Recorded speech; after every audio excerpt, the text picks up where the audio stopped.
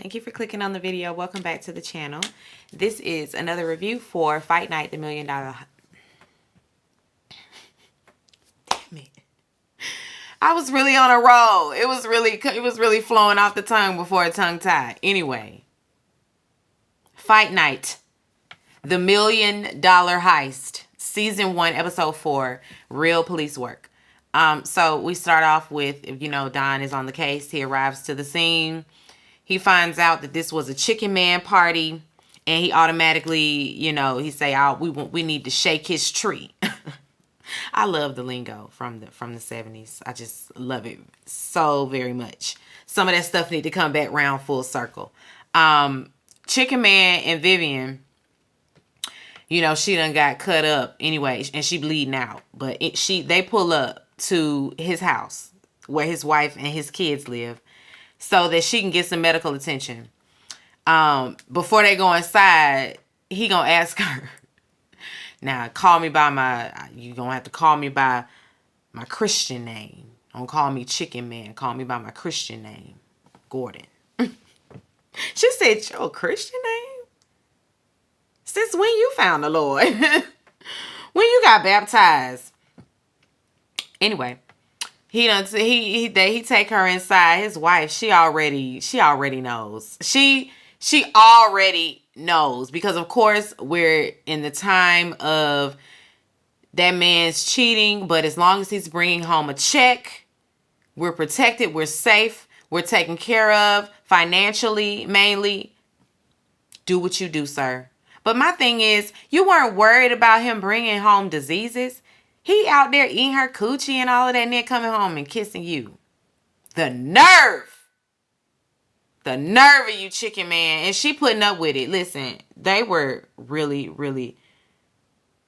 not, I was finna say they were dumb, but they weren't dumb. See, that because they were trying to be strategic. They were trying to keep their head above water. Them women didn't have no job, no education. And I'm not going to say all of them, but those women that was putting up with that, yeah, that's all, that was their meal ticket. Okay. That's how me and these kids survive. So they taking what they got to take. But today's woman, whether she got it or don't got it, she need to be getting her ass up out of that situation, because absolutely not. Anyway, and then you done brought this lady to my house so that I can nurse her back to health. Of course, he lies about what really happened, because she was like, why y'all showing up to my doorstep with this lady y'all cut up? What happened? He lies, of course. Anyway, Frank, he back at the pad with Mercer and Silky, and they're discussing the events of last night. They done left poor Lena in the woods. They left her dead in the woods. Frank got questions for Silky. He's like, listen, now the rule of the party, and the only rule of the party was no guns. How ironic. Silky he vouches for Chicken though. Chicken Man ain't have nothing to do with it. Over there with the duffel bag boys, they counting their money, and I thought that one of them had got shot. I'm assuming maybe one of them did, but not the people in the main crew. I guess somebody that they recruited. He the one laid out there on the line with the hole in his chest. Anyway, they in there counting up the money, separating the jewelry, all of that. They hit a lick for sure. They all survive, so I don't know. Like I said, I don't know who got killed in the front line.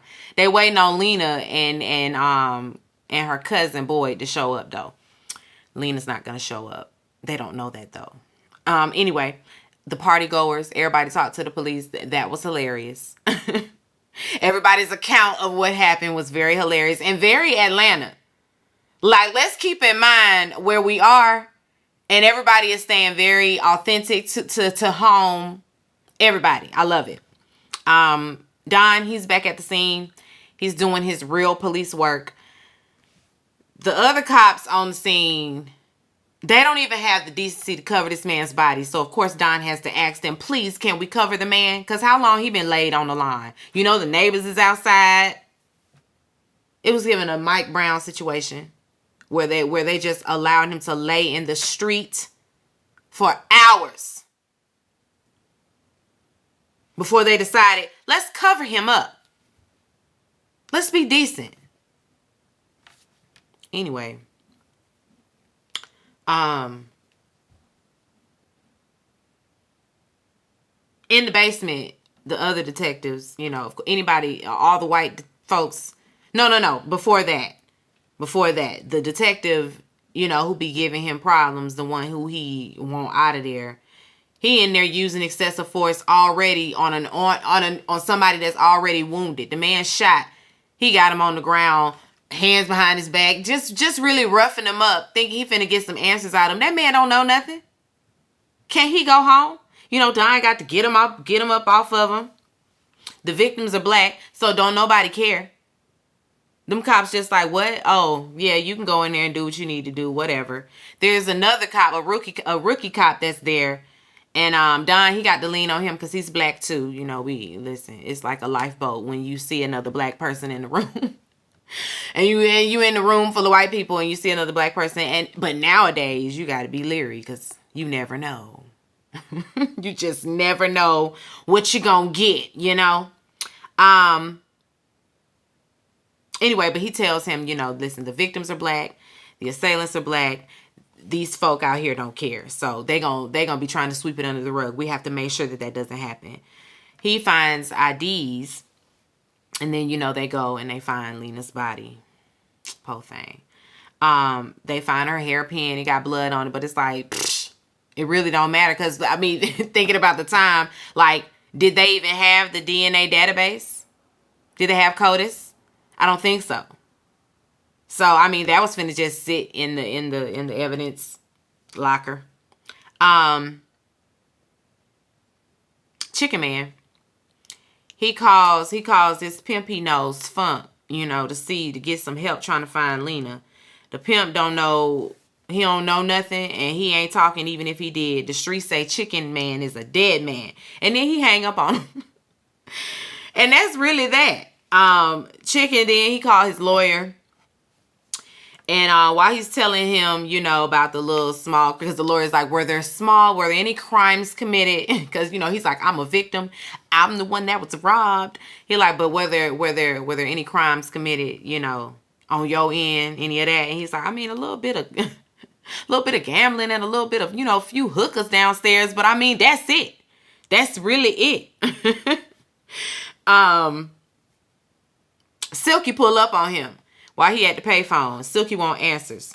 Chicken tells him, about Vivian's hunch. We think Lena is the mole. We think she had something to do with it. She was a part of it. Chicken, he starts thinking, about how, because he's like, where you find the girl then? Who brought her? And he's like, damn, I brought her. But how did I even? She rolled up on me. She had my license. Yeah, she worked down there at the diner. They're gonna go around there to the diner. Back over there at Chicken Man house, his wife, she's nursing on Vivian. Viv, she trolling. She trolling the wife for being a devout Christian. You got this big Bible. You really think you need all that? And then the lady's like, yep, I need all that. She's the minister. She go to the Bible classes, go to Bible school. She like, and Gordon, he goes as well. She said, Chicken? Go to Bible school? She gets a good laugh. She says, yes, Gordon goes to Bible school. She don't know Chicken Man. She know Gordon. That's her husband. Viv says she not wanting to go to church, but her grandma was saved, Their son, Gordon Jr., walks in. He's shocked to see this lady. Like, who is this loose woman in his kitchen? But she sent her on. She sent the little boy back on his way. And I feel like his wife knows everything. She knows everything. She's not dumb. They've been together since high school. I'm sure she's seen her share of women way before Vivian. So she ain't really bothered by the situation. She says she knows that he got greatness. She sees the greatness in his soul, girl. Okay. Anyway, she get a knock at the door. It's the police. They looking for Gordon. They got a few questions about the robbery last night. And his wife, she plays it cool. She don't really let on about nothing. But now she knows that there was a robbery. Back at the police station, the chief, he's pressed. He's pressed. He said he need the case closed now. Don gives him the rundown on what he has so far. He knows that the Black Mafia was there, and so we also know that them people gonna be out for blood. They gonna be out getting some street justice, so they gotta get to the people before they just go on a killing spree. And he gonna say, I need you to keep this contained. That's why I keep the black people under wraps, basically. That's why I put you on the case with the black folks, because I know you can handle them. That's basically what he was saying. Anyway, one of the other detectives, he has a little lead, he's on the weapons. He say, because one of them was left on the line. Mercer took that gun from the boy and shot him with his gun. And he bought all the same guns. All of them were the same. And he used his ID to buy them. And so they done found him. And they're gonna go show up at his house. Don is finna go to the repass, and he's thinking, okay, maybe he'll show up there. Chief say, listen, just get it happening. Just get it happening. The duffel bag boys, they are, standing over they stolen merchandise, looking over it, trying to, see what it is. It's an easy million, and one of them want his cut right this second, right now. He want to renegotiate the numbers anyway. He's feeling like he need to get a little bit more. Fat Mouth Black, the one with the fat mouth. And by fat mouth, I mean he got a big ass mouth. He always talking shit, and he always think that he in charge. Him. He say, no, we gonna wait a few days before anybody get a cut. And he think he gonna keep his eye on the money. Anyway, Kanan's son, Kanan from Power, his son, because I still ain't got his name. Anyway, he shut it all down like, nah, Fat Mouth, he right. He right. We do need to lay low and wait a few days. And while they're discussing their little, the next steps, they listening on the radio and they hear that Lena, she done passed on. Her cousin is there. He's sick about it. Poor thing. He loses it. Boone gone too. Boone was the guy in the line. He gone too. That was his friend in jail, so everybody all tore up about it. Kanan's son urges them to all, we're going to go back to our regular lives, act like nothing happened and just wait. Fat Mouth going to say, yeah, and I'm going to keep an eye on, I'm going to babysit the money.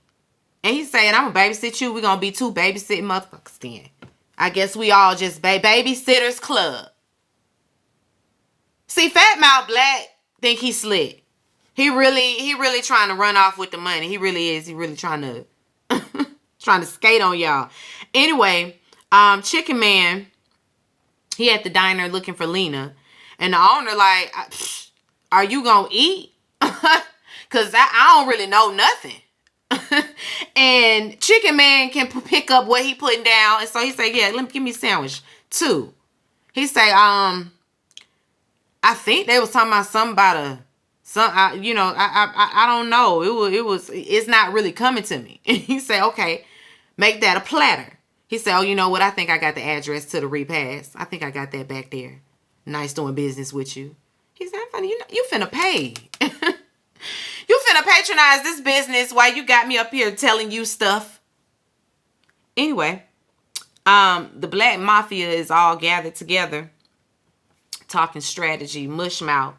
And I couldn't remember the last time I was talking to y'all, but that's Clifton Powell. Anyway, Mushmouth say, fuck all that. He ready to kill everybody right damn now. The folk are real mad. Okay, they want blood. Frank and Richie, they already got a plan in motion. Frank, he got he got this. He got this. Can't be out here shooting up Georgia. What if one of the white boys get hit with a stray? They still lynching niggas in Dixie. We can't be risking our lives out here and the black lives. Not the black lives. The black lives, they got a bounty on their head. They don't care. But in the innocent folk, no. Because, back then, they'll just go find any black boy and string them up because they mad. They didn't get the one that they wanted. And that's what he's talking about. Child, David Banner. I said, look at David Banner. David Banner. David Banner. David Banner wanted to listen. This is a stellar cast because David did the thing, did his real good acting. Frank sends them all on their way, like, y'all going on about your business. You know, I got this taken care of. But David Banner, he like, I got issue. I ain't really ready to let this go. You know, he say, I got in with the black mafia so that we can get to the money and get ahead of the white man. He ain't come here to be chasing no chicken man. He received an invitation to go to a party, and it was under Frank's name. And then I get there, and next thing I know, you know, he being robbed. So he got issues. Ain't gonna be no just walking away from this and just going home. They done took my jewels, my dignity, got me stripped down naked, and you think I'm finna just walk away? Hell no. Hell no, Troy. Hell no. He not doing it. So you do what you gonna do, but listen, forget all that. Forget all that. He going to do what he need to do. When they all leave, he said, we supposed to be the baddest niggas in America. I said, in America? Damn. In America, Craig. Anyway, Slim. I think that's David. Is that David Banner's character?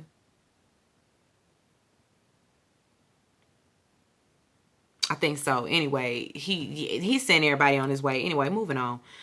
When they leave,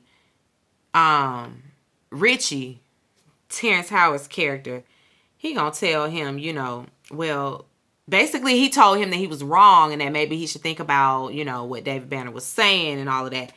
And he was like, if your father was here, he'd slap the dog shit out your ass for questioning me. Don't you ever question my authority and what I got going on, questioning my plans. You crazy?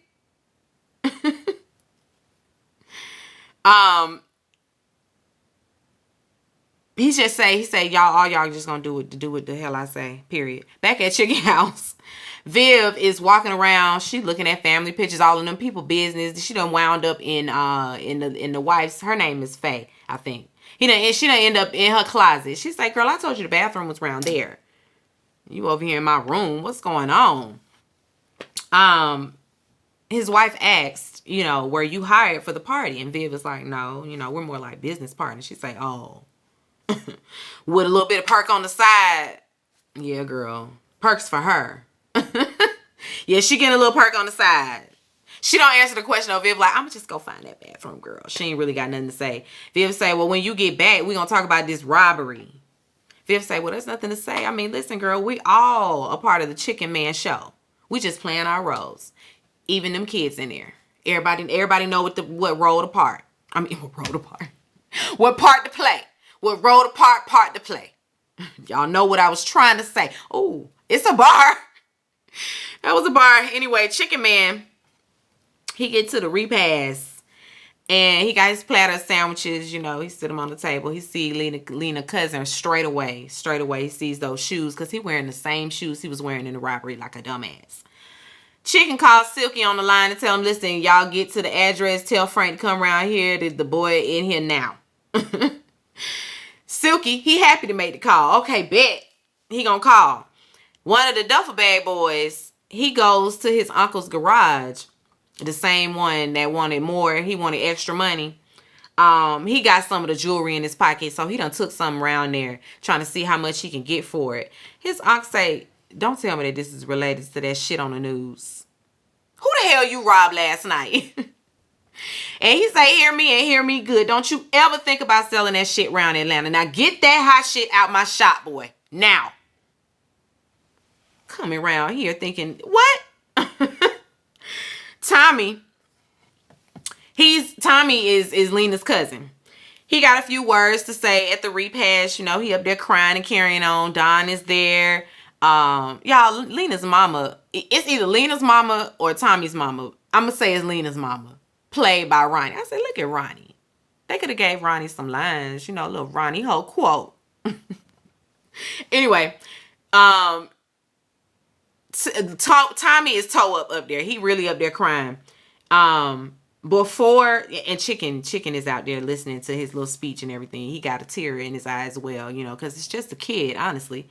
Don don't wait but a second. I mean, he don't even finish talking but a second, and he go up there talking about we need to go down to the station and talk. And Chicken Man see him and go stand in between them like, nah, you don't need to talk to him about nothing. I'm gonna get my lawyer to handle him. You ain't finna run. You ain't finna send him up down the river like you did me.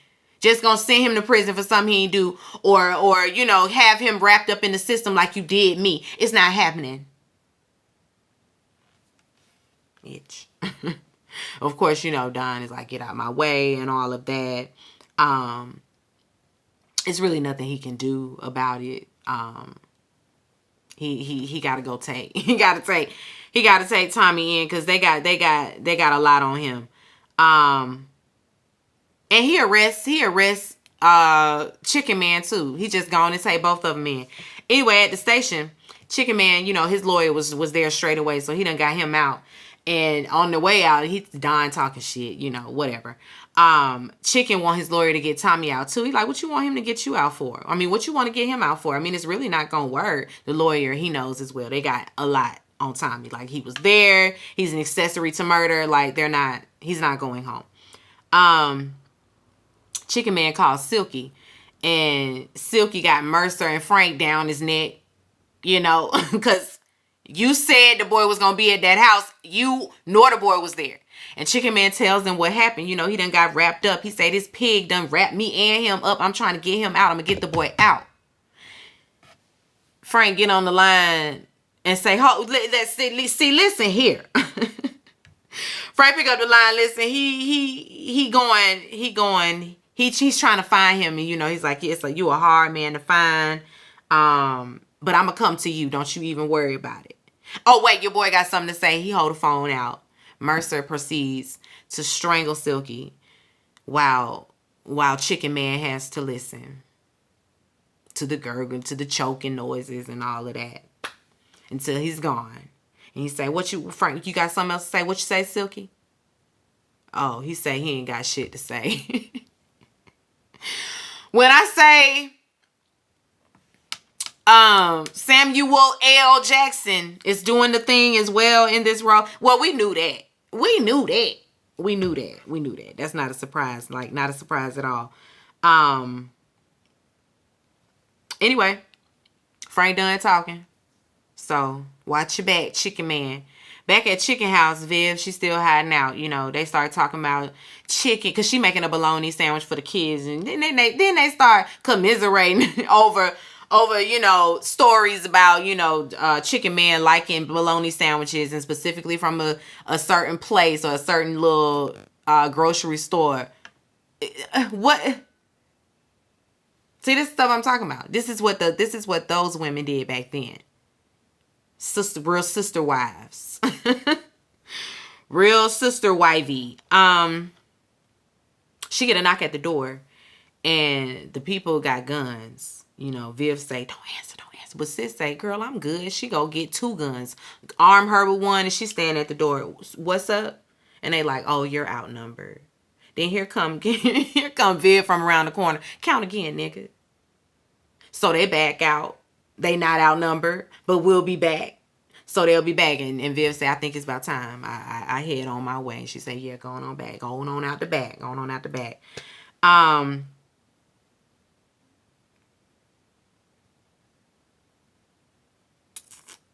His wife, Chicken Man, of course, when he get home, his wife, she's packed up and she's leaving with the kids.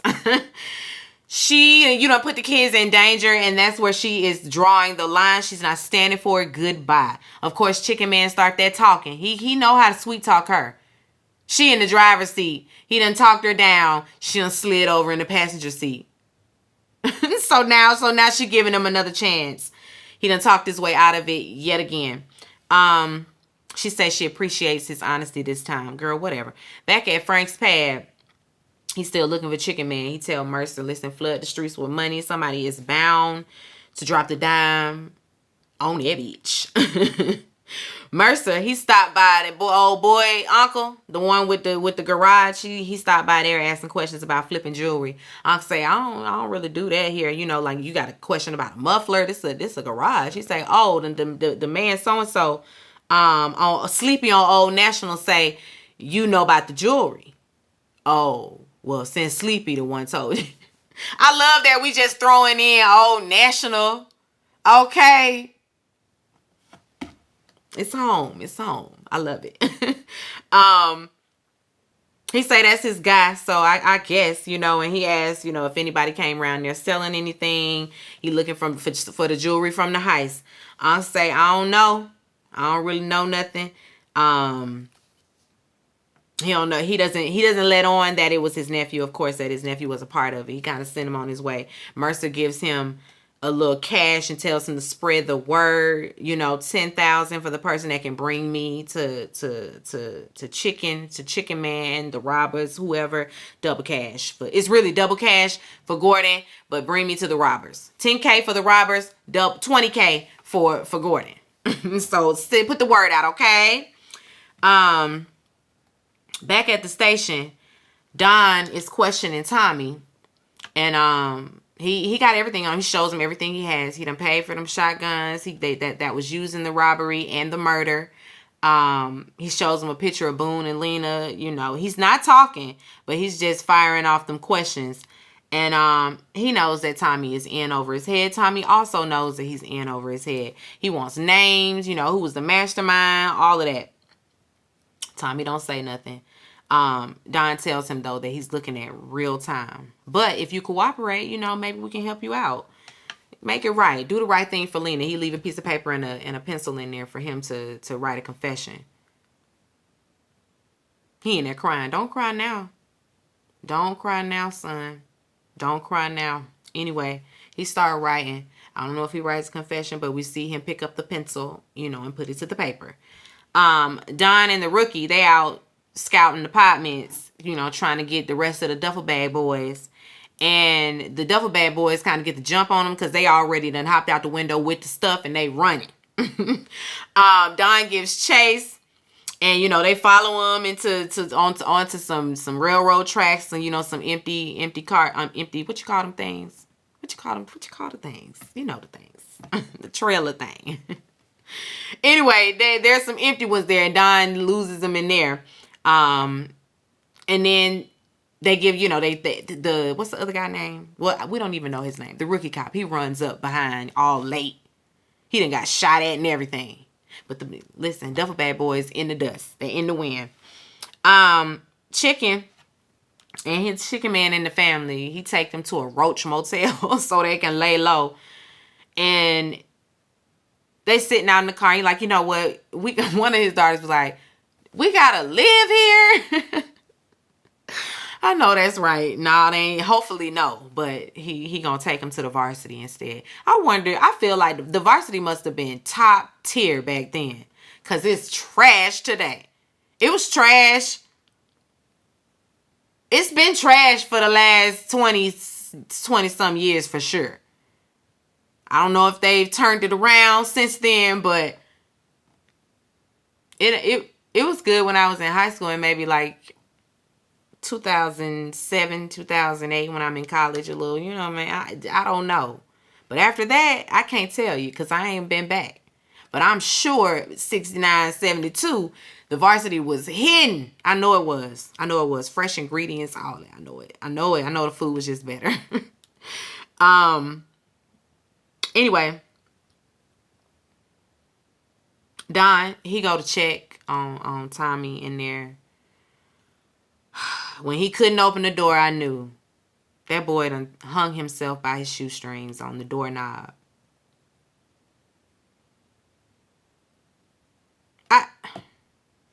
Cause he knows. I mean, if he start talking, what's waiting on him on the inside? If he don't talk, he's still gonna get on the end. He gonna be on the inside, still trying to fight for his life. That was really nah. I ain't want that. I didn't want that for the boy.